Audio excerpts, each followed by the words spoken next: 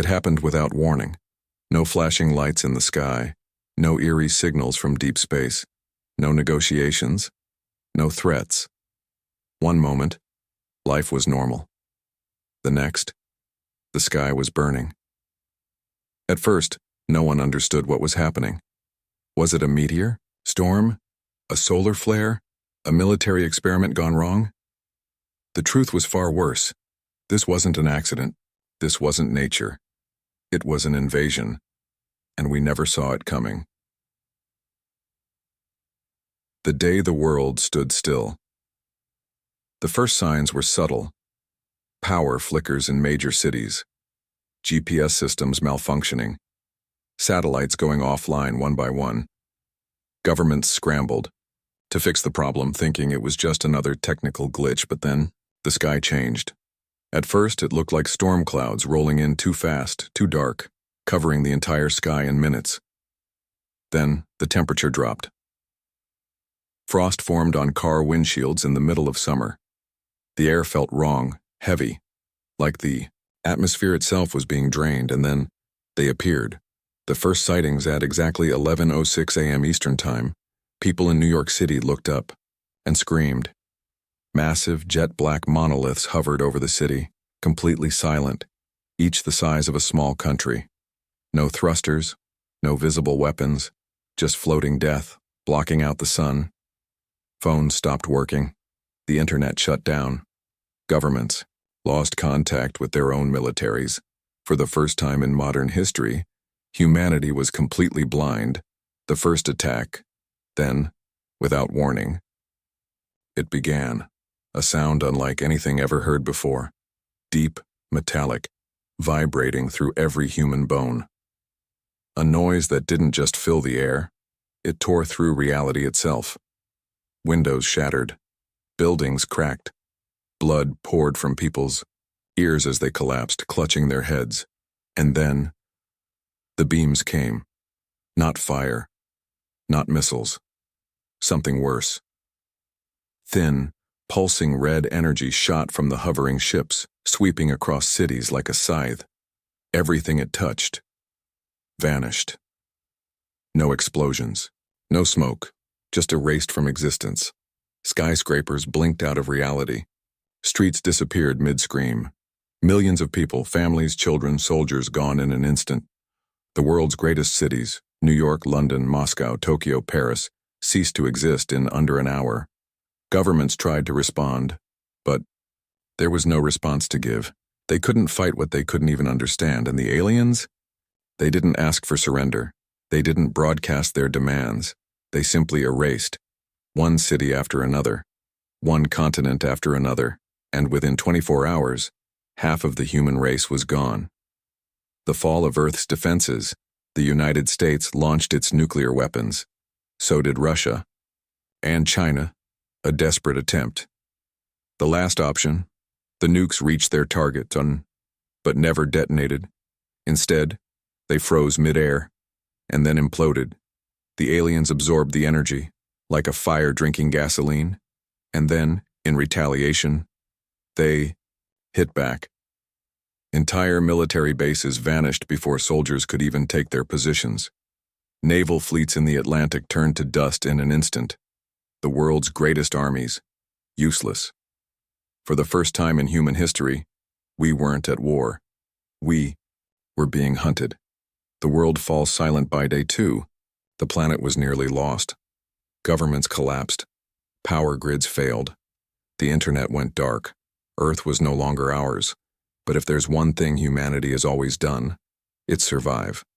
Because in the darkest moments, when everything is lost, we fight. Deep underground, hidden in the ruins scattered across the broken world, the resistance was born. And this war, it wasn't over. Not yet. When aliens attacked Earth. But we fought back. The first 24 hours were pure chaos. No one had answers. No one had orders. There was no government, no military chain of command, only destruction. People ran through the streets, desperate for cover, desperate for a sign that this wasn't real, that someone somewhere had a plan, but there was no plan. The only thing that mattered was survival. The invaders didn't come as monsters. They didn't roar, didn't scream. They moved with precision. Their soldiers, if you could call them, that were silent, cold, methodical. They weren't biological. Not like us. Humanoid in shape, yes, but their bodies were made of something black and smooth, almost liquid, like a shifting, unnatural metal. Their heads had no eyes, no mouths, just a single glowing core in the center of their featureless faces, pulsing with a sickly green light. And where they walked, nothing lived. They didn't need weapons. A single touch from their hands dissolved flesh and bone in seconds. A single gaze from their core turned entire crowds into ash. We called them the Reapers because that's all they did. They harvested. Cities in ruins. Washington, D.C. was one of the last cities to fall. The president and his staff had been evacuated to a classified bunker deep beneath the Rocky Mountains. They still believed, somehow, that humanity could negotiate. They didn't. Understand, this wasn't a war, it was a culling. And when the Reapers finally arrived in Washington, the White House was gone within minutes. The National Guard tried to hold their ground. They fought bravely. But bravery doesn't stop an enemy. You can't hurt. The Reapers walked through bullets as if they were wind. Tanks, useless artillery, destroyed before they could even fire. The Pentagon vanished under a single pulse of alien energy. And by the end of day 2, Earth's leadership was dead. There was no longer a United States, no China, no Russia, no countries, only survivors. The fall of humanity. Cities became mass graves. Entire nations went silent. The lucky ones died quickly. The unlucky ones? They were captured, taken. To where? No one knew. All we had were the screams, recorded transmissions from the ruins of Berlin, showing humans being lifted into the sky by invisible forces. No ships, no beams, just vanishing, in mid-air. And the worst part? They were alive when it happened. Their screams didn't stop, not until they were too high to be heard. And after that, no one ever saw them again. The human response we were losing, fast, but then something happened. Something the aliens didn't expect. A victory. A small one, but a victory nonetheless. It happened in the ruins of Mexico City. A group of survivors, ordinary, civilians, had taken shelter beneath a collapsed subway station. They had nothing but handguns and desperation. And then, one of them noticed something. One of the Reapers had fallen, not because of a bullet, not because of an explosion, but because it had touched the third rail, the subway's power line, electricity. The Reaper twitched, convulsed, and then collapsed. Dead. For the first time, a human had killed an alien, and at that moment, everything changed. The turning point word spread fast. The resistance was born in the shadows. Survivors passed messages in the ruins, across radio waves, through underground networks. We had our first weakness, electricity. High voltage fried their bodies, and just like that, humanity adapted. Power stations were turned into weapons. Wires were strung across streets, and electrified barricades were set up, and when the Reapers came again, they fell, one by one. It wasn't much, but it was a start. A new hope. For the first time in weeks, we had hope. For the first time, we had a chance. We couldn't run. We couldn't hide. But we could fight. And the war for Earth? It was just beginning. The first victories were small, a single Reaper fried by an electric rail, a handful of aliens trapped and destroyed by makeshift power grids. But to humanity, it was more than just survival. It was hope. Hope that we weren't completely helpless. Hope that if we could kill one, we could kill more. Hope that we could fight back. The war underground within weeks. The survivors of Earth were no longer just victims. They were fighters. Across every continent, scattered groups of resistance formed. In the shadows. Underground bunkers, subway tunnels, deep within mountain caves, anywhere the Reapers couldn't easily reach, we built our bases. And there, humanity's last army was born. Not just soldiers, scientists, hackers, engineers, doctors, survivalists, anyone who could think, build, fight, adapt. Because this war wasn't about brute force, it was about outsmarting an enemy that was far beyond us, and we were getting smarter. The first counterattacks. We had learned two things about the Reapers. Electricity was their weakness. They never worked alone. Every Reaper was connected to something bigger. A network, a hive mind. Whatever it was, it controlled them. If we could disrupt that, maybe we could do more than just kill individual soldiers. Maybe we could cripple their entire army. That's when the hackers got to work. Deep in the underground bunkers, some of the greatest minds left on Earth worked tirelessly, dissecting captured alien tech like scavengers tearing apart a carcass, and then they found something, a signal, a frequency that controlled the Reapers, and if we could scramble it, we could shut them down. The EMP plan. The idea was crazy. It required a massive electromagnetic pulse, far stronger than anything ever created before, something so powerful it would shut down every electronic system within miles, including the Reapers. But the only place we could generate that kind of power? A nuclear facility. And there was only one still operational, hidden deep in the Arctic Circle, untouched by the war. Getting there was suicidal. But what choice did we have? If this worked, we could turn the tide. If it failed, it wouldn't matter, because there wouldn't be a humanity left to save. The suicide mission, a team of 16 fighters, the best pilots, engineers, and hackers left on Earth, set out on what would later be called the mission of no return. Armed with stolen alien weapons, cloaked in makeshift armor lined with electric shielding, they moved under the cover of darkness toward the last nuclear plant on Earth. The Reapers were everywhere, but so was human ingenuity. We set traps, electrified the roads, used our knowledge of their weaknesses against them. The closer we got to our target, the harder the fight became. We lost 4 fighters on the first day, another 5 by the second. By the time we reached the nuclear facility, only 7 remained. And the worst part? The aliens knew we were coming. The battle at the Arctic facility. The facility was crawling with Reapers, hundreds of them, guarding the only thing that could save humanity. We had to hold them off, just long enough to set up the EMP. The battle was brutal. Bullets did nothing. Explosives only bought us time. The only thing that truly worked was electricity, and we had to rig the entire facility to make it happen. It took 4 hours of relentless combat. 4 hours of fighting against an enemy that felt no pain, no fear, no exhaustion. By the end, only 3 of us were left standing, but we had done it. The EMP was ready. The EMP detonation.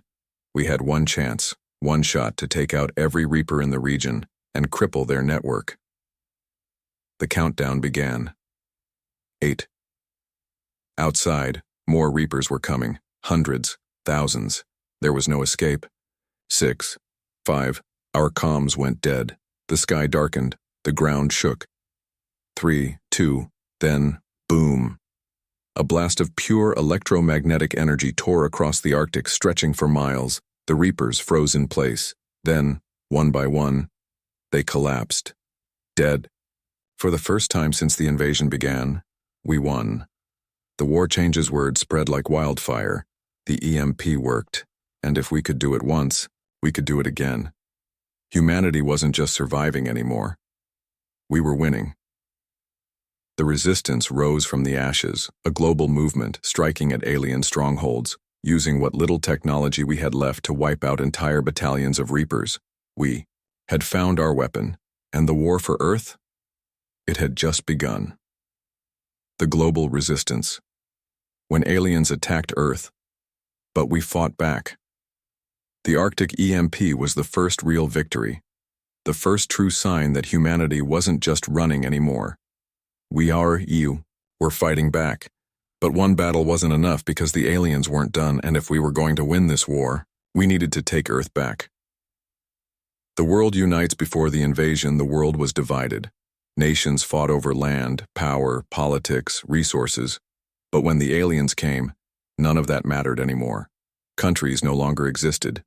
Governments no longer ruled. All that remained were survivors, and those survivors, they became soldiers, under one banner, one mission, to wipe the invaders off our planet. The new war, with the success of the EMP, the Resistance had a strategy. We knew how to kill the Reapers. Now, we needed to take out the source. Their mothership, hovering above the ruins of Washington, D.C., a floating city of metal and death, controlling every remaining alien on Earth. It was their stronghold, their command center. If we destroyed it, we wouldn't just win a battle, we'd end the war. But the problem? No human weapon could penetrate its defenses. We needed something stronger, something they wouldn't expect.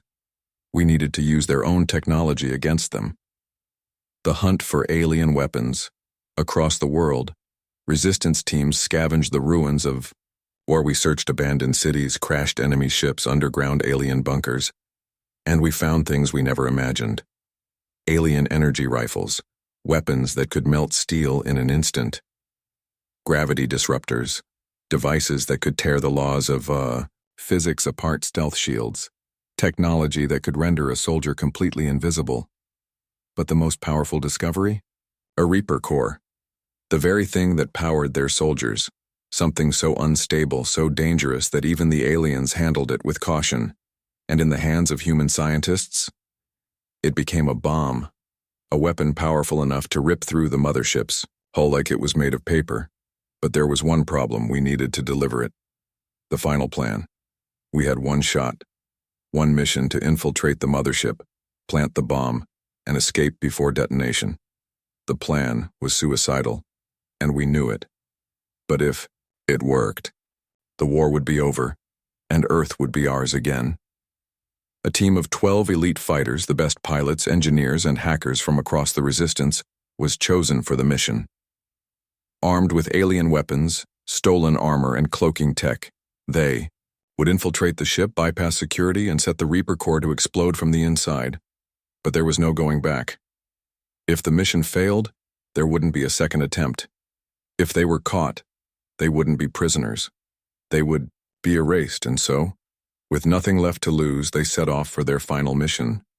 The last battle for Earth and for humanity. The final battle, when aliens attacked Earth, but we fought back. This was it, the final mission, one last chance to end the war. 12 of our best fighters, armed with stolen alien weapons, wearing experimental cloaking tech, were heading straight into the belly of the beast, the mothership.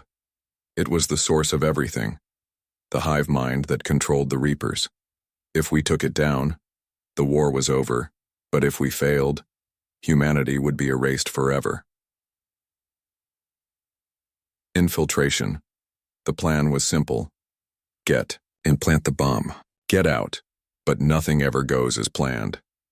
The team approached the mothership in stolen alien transport crafts, flying low to avoid detection. The closer they got, the more the air hummed with alien energy. It wasn't just a ship. It was a living thing. Its surface pulsed almost like it was breathing. And as they docked inside, it knew they were there. The fight begins. The moment they set foot inside, the alarm screamed. The ship's corridors shifted, walls moved, floors vanished beneath their feet. It was a maze designed to trap intruders. Then the Reapers came. Not dozens, not hundreds, thousands, rushing through the walls like shadows solidifying into nightmares. And the battle began. The battle inside the mothership. There was no time to think, only time to fight. Energy rifles burned through armor. Blades made of pure plasma sliced through the air. Explosions tore open corridors, sucking bodies into space. The team pushed forward, fighting through waves of enemies moving deeper into the ship. They lost 2 fighters in the first 5 minutes. 3 more fell before they reached the core chamber. And now, only 7 remained. bleeding, exhausted, outnumbered, but still alive, still fighting. And then, they reached it. The Reaper core, the heart of the ship. A massive, pulsating mass of pure energy, held in place by alien structures, beating like a mechanical heart. It was time. They set the bomb. The countdown began, 5 minutes, but then, everything went wrong. The escape, the ship knew what was happening, and it wasn't going to let them leave. The doors sealed shut. The gravity shifted, throwing them into the ceiling. Reapers flooded the room, their cores burning red, faster, angrier, deadlier than before. The team fought harder than they ever had. 1 minute left, only 3 of them still standing. They sprinted toward the extraction point, dodging energy blasts, leaping across collapsing platforms. 30 seconds. The final door was in sight. 20 seconds. They reached the stolen alien craft. 10 seconds. The ship's entire structure began to implode. They barely made it out before. Boom. The sky split apart. Blinding explosion ripped through the atmosphere as the mothership detonated. The entire alien fleet, connected to its core, froze midair. Then, one by one, they fell, slamming into the earth like dead stars. And just like that, it was over. The war ends across the world. The Reapers collapsed. Without their mothership, without their hive mind, they were nothing. The Resistance stood among the ruins, staring at the sky. For the first time in years, there were no enemy ships, no alien weapons, no death, only silence. And then a cheer, a roar of victory, because humanity had done the impossible. We had won. Aftermath in the future, when aliens attacked Earth, but we fought back. The war was over, but victory came at a cost. The world we once knew, gone. The cities, ruins. The governments, non-existent. The survivors, scattered. And as the dust settled, one truth became clear. Humanity had won. But we would never be the same again. The cost of war. The bodies of Reapers littered the ground, frozen where they stood when the mothership fell. Ships, once invincible, now lay in pieces, half buried in the rubble of cities they had destroyed. And the people? They emerged slowly, cautiously, from their hiding places, from underground bunkers, from abandoned subway tunnels, from caves in the mountains where they had hidden like animals. They stepped out into a world that no longer felt like home, because home was gone. The last broadcast it was days before the first radio transmission came through, a cracked, broken signal from a resistance bunker somewhere in South America. To anyone listening, Earth is ours again. One by one, more voices followed. From Africa, from Asia, from Europe, from the few places left standing. A new network began to form. Not a government, not a country, something new. A world rebuilt from ashes. A new world. The survivors didn't wait for leaders to rise from the rubble. They became the leaders. They rebuilt with their own hands. A world with no borders, no nations, no petty rivalries. Only one species is united by war. One human race.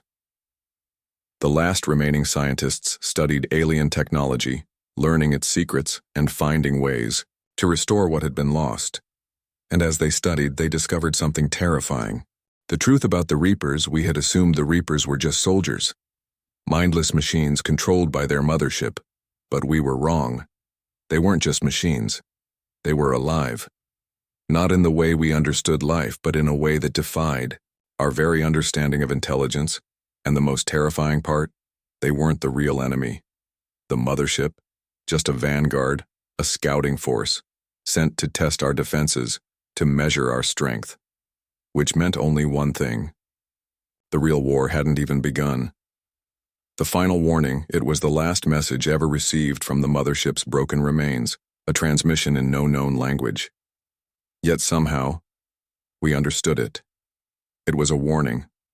Or maybe a promise. You were not meant to win. We are coming. And at that moment, humanity knew. We weren't just survivors, we were targets. And whatever was coming next, it would make the invasion look like child's play. But this time, we would be ready. Because Earth wasn't just a planet. Anymore, it was a fortress, a species that had fought the impossible and won. And when the next war came, we wouldn't just fight back, we would conquer.